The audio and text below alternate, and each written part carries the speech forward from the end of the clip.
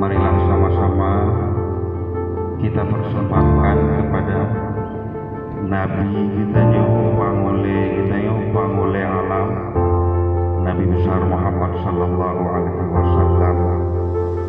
Selanjutnya kepada